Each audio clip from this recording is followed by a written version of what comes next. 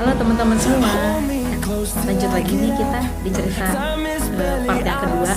Saya sudah mendapatkan respon yang baik atas video saya yang part 1. Dan terima kasih untuk teman-teman yang udah kasih like, teman-teman yang udah subscribe channel YouTube saya. Dan saya akan lebih semangat lagi berbagi, menginspirasi banyak orang melalui cerita saya. Dan saya sudah janjiin buat kita semua, aku akan lanjutkan lagi di part yang kedua. Di part yang kedua ini, saya akan membahas gimana caranya akhirnya saya memperoleh beasiswa dan menjadi karyawan tetap di salah satu bank swasta terbesar di Indonesia. Puji Tuhan, saya sangat bersyukur karena proses hidup yang saya jalani ini ada suka, ada duka. Dan semua proses hidup kita, semua manusia itu sama. Ada naik turun, ada senang dan susah, ada sedih atau bahagia. Semua harus kita lewati dengan hati yang tegar dan bijaksana tentunya. Pada bulan Oktober 2010 itu tepat waktunya kontrak masa kerja saya habis dan saya harus segera mencari pekerjaan lain untuk menyambung hidup saya. Bagaimanapun pada saat itu saya sedang kuliah dan kuliah itu saya bayar sendiri. Jadi saya tetap harus cari biaya kuliah lagi dengan saya bekerja. Sementara Oktober 2010 itu masa kerja kontrak saya sudah habis di BCA. Dan akhirnya saya mencoba mencari informasi bagaimana caranya saya bisa mendapatkan pekerjaan baru. Waktu itu saya bekerja sebagai sekretaris kepala biro di salah satu divisi yang ada di BCA. Dan saya memiliki atasan bernama Ibu Sri Anggraini. Saya diarahkan untuk mengikuti suatu program beasiswa pendidikan akuntansi di BCA dan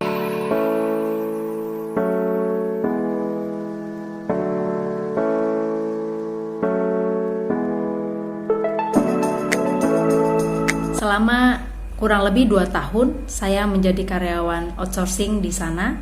Saya mengalami masa-masa yang tidak mudah selama 2 tahun tersebut karena saya juga mengalami berbagai macam kesulitan hidup. Tapi tenang teman-teman, dalam video ini bukan hanya kisah-kisah sedih hidup saya, tapi di balik kisah hidup saya itu ada sesuatu makna, persepsi berbeda yang saya tangkap, yaitu bagaimana caranya saya selalu bersyukur dalam setiap keadaan.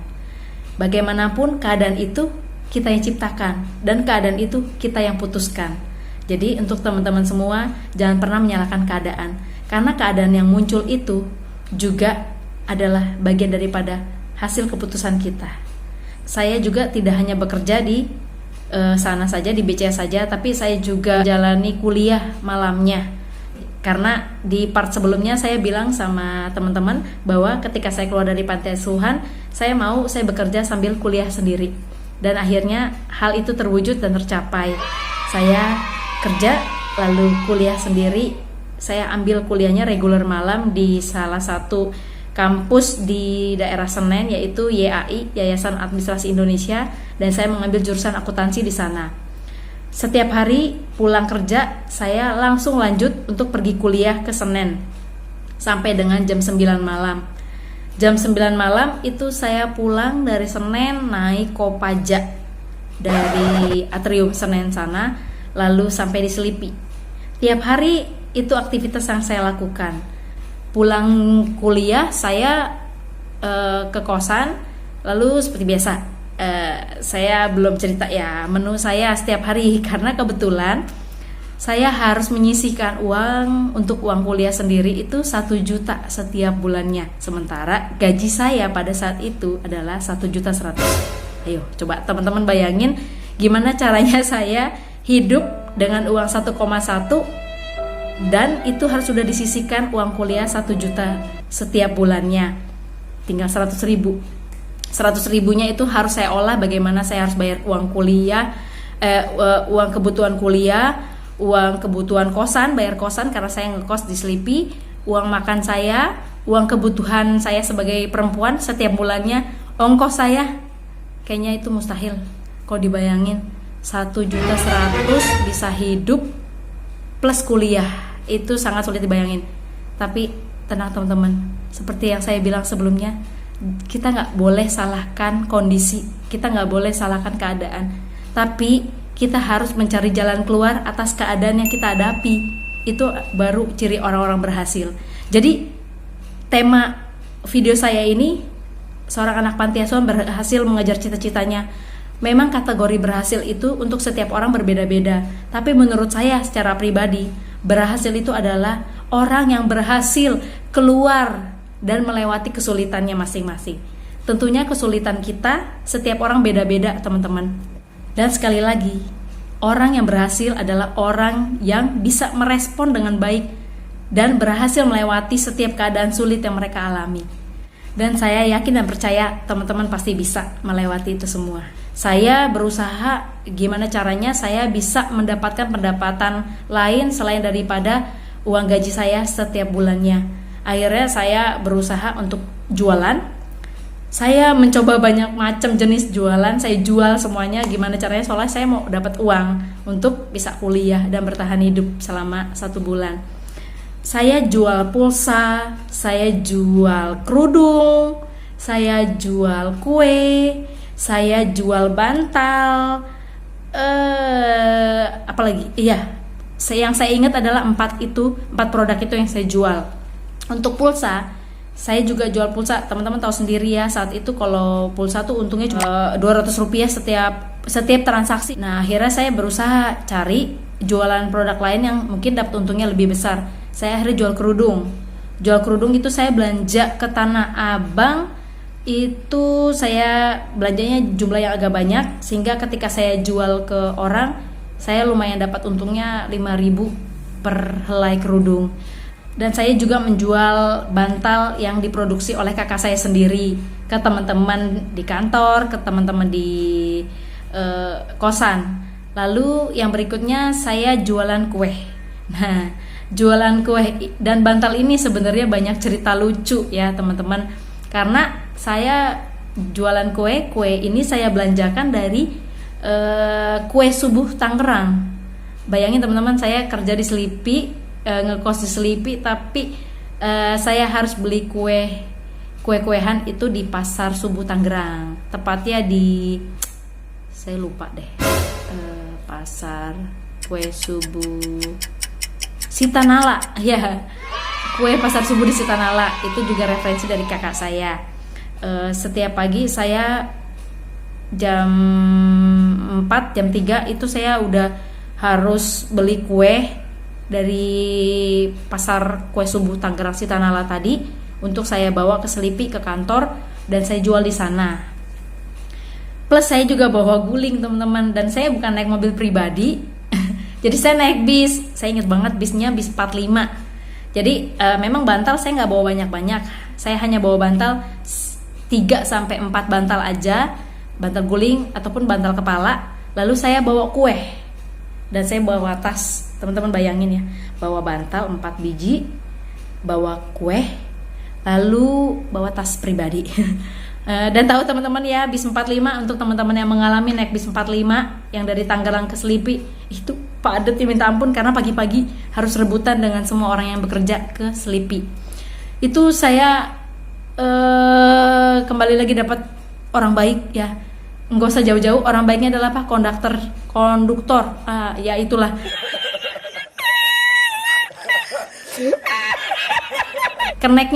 Kenek bis 45 itu yang ngebantuin saya setiap pagi ngangkat bantal, lalu ngangkatin kue, taruh di depan supir di paling depan, baru saya berdiri ngegelantung karena nggak dapat bangku ya, karena kalau udah jam segitu itu pasti padat banget.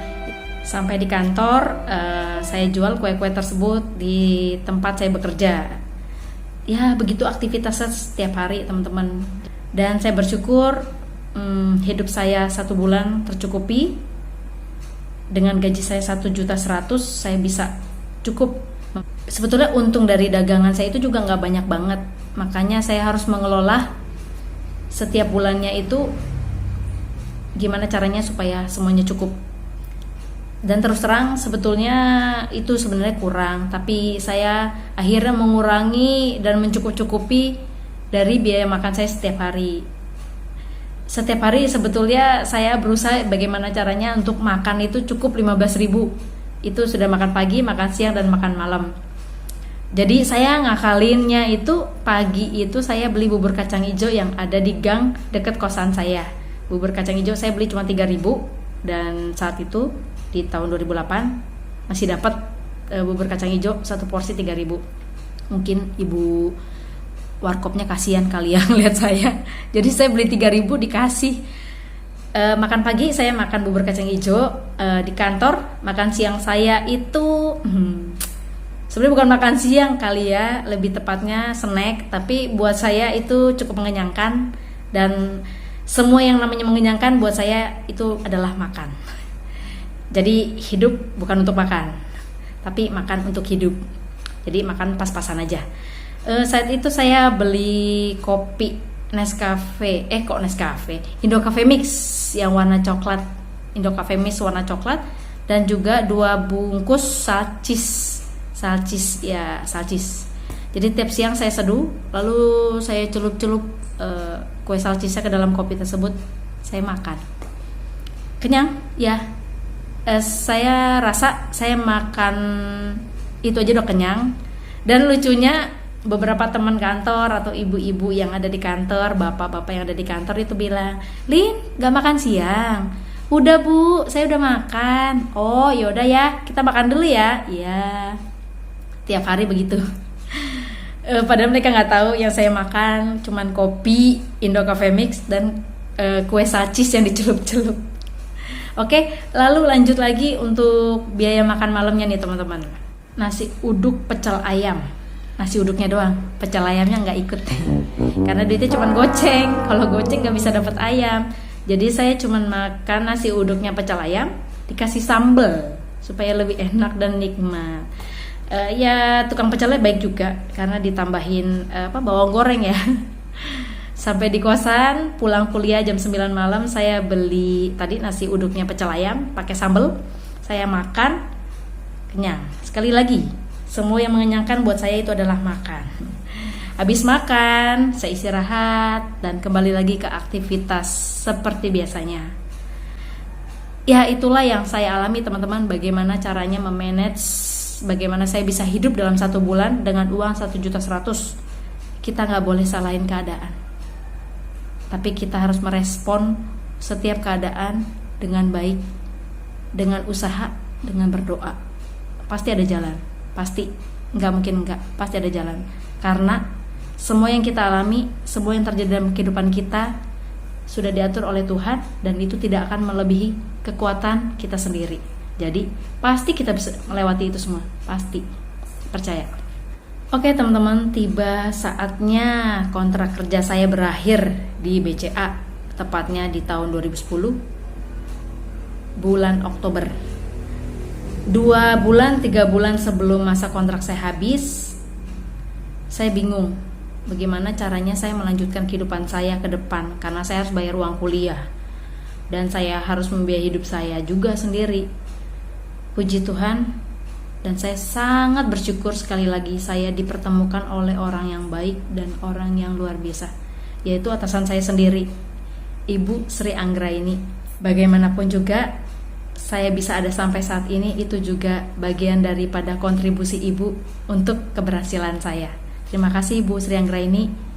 Sehat dan sukses selalu, bahagia selalu dimanapun Ibu berada. Tuhan akan balaskan berlipat kali ganda dalam kehidupan Ibu. Ya, saya dapat referensi dari Ibu Sri Anggraini untuk saya mengikuti beasiswa, suatu program beasiswa yang ada di Bank BCA, yaitu PPA, Program Pendidikan Akuntansi. Dan program tersebut akan dijalani selama kurang lebih 2,5 tahun sampai akhirnya lulus menjadi karyawan tetap di sana. Tapi ikut PPA tersebut juga gak mudah teman-teman, karena ini seleksinya sangat sulit dan sangat selektif sekali. Karena seleksinya ini dilakukan di seluruh Indonesia, bagian Indonesia, mulai dari Sabang sampai Merauke. Dan teman-teman tahu pasti nggak sedikit yang akan ikut program ini, banyak. Dan juga saya percaya banyak juga saingan saya untuk ikut program ini. Saat ditawarin, saat direferensikan untuk ikut program tersebut, awalnya saya agak minder, agak pesimis, karena gimana ya, saya bisa nggak ya ngikutinnya, gimana ya, bisa nggak ya saya lulus, gimana ya, bisa nggak sih saya dapat beasiswa tersebut. Tapi kembali lagi, tanpa panjang lebar saya mikirin hal tersebut ya, yang kadang-kadang itulah kita manusia ya, belum kita jalanin kita udah mikirnya berat-berat duluan, akhirnya belum melangkah kita udah mundur. Tapi saat itu saya pilih untuk tetap maju, saya coba, berhasil atau enggak, tapi saya udah coba, dan itu harus kita jalani dalam kehidupan kita. Berhasil atau enggak itu urusan belakangan, tapi kita coba dulu.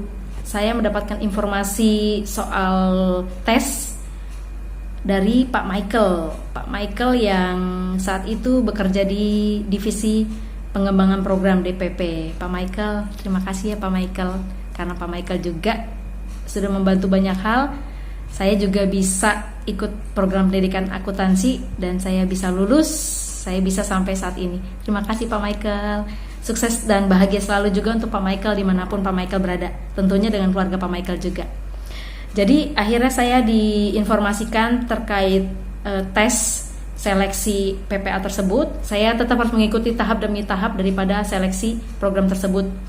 Tahap 1 saya psikotes pertama, dan itu saat itu saya ingat itu ada 150 orang kurang lebih, kalau nggak salah ya, 150 orang atau 120 orang gitu ya. Itu dibagi 3 kelas, 2 kelas itu. Dan saya mengikuti tes tersebut dan akhirnya pengumuman pun keluar. Hasilnya saya lolos seleksi tahap 1 psikotes, lalu lanjut ke psikotes tahap 2. Itu dalam satu hari yang sama. Habis makan siang lanjut lagi ke psikotes tahap 2. Itu udah berkurang ya orangnya karena sifatnya sifatnya eliminasi. Jadi kalau yang gagal di tahap 1 nggak bisa lanjut di tahap 2. Lalu di tahap keduanya saya itu kalau nggak salah bersama teman-teman yang tadi 100-an itu menjadi tinggal 50 orang. Tahap kedua itu juga masih psikotes.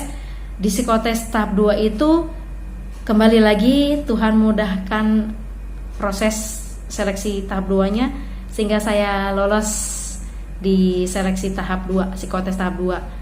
Dan pengumumannya kalau nggak salah kurang lebih ada semingguan atau 2 mingguan. Saya lupa soalnya udah tahun 2010 teman-teman, 10. Itu akhirnya pengumuman keluar dan saya sampai di tahap wawancara. Dan kembali lagi saya bersyukur saya melewati tahap wawancara 1 dan 2 itu dengan baik. Tiba saatnya 2 minggu setelah wawancara, Pak Michael nganterin satu surat, dan surat itu berharga banget buat saya. Ya, ini suratnya. Saya dapat hasil bahwa saya lulus tahap wawancara, dan saya satu tahap lagi saya harus lalui, yaitu tahap tes kesehatan. Saya bersyukur sekali. Lihat senyum saya sangat sumringah sekali karena Pak Michael infoin bahwa saya salah satu dari 100-an orang tadi yang lulus. Mau nangis tapi nggak keluar air matanya. Tapi saat itu saya sebenarnya sedih plus senang karena Pak Michael nyampein ke saya bahwa dari 100-an orang itu hanya saya yang lulus tahap itu. Kalau bukan karena kemurahan Tuhan, kalau bukan karena kebaikan Tuhan, saya nggak mungkin lulus. Tapi semua karena kebaikan Dia. Ya, saya lulus akhirnya. Saya lulus dan saya bersyukur. Tibalah akhirnya saya di tahun 2011 bulan Juli, dan saya mengikuti program pendidikan akuntansi yang sudah saya dapatkan di tahun sebelumnya. Saya menjalani semester demi semester di PPA itu juga nggak ringan. Nah kebetulan saya salah satu member daripada kelas tersebut yang agak senior. Seniornya itu yang saya maksud karena saya tadi udah sempat kerja dulu 2 tahun, dan saya ketemu teman-teman yang masih fresh graduate lulusan SMA ya, dan mereka masih segar-segar, otaknya juga masih segar-segar, sementara saya udah agak tulalit. Jadi banyak banget yang sudah hilang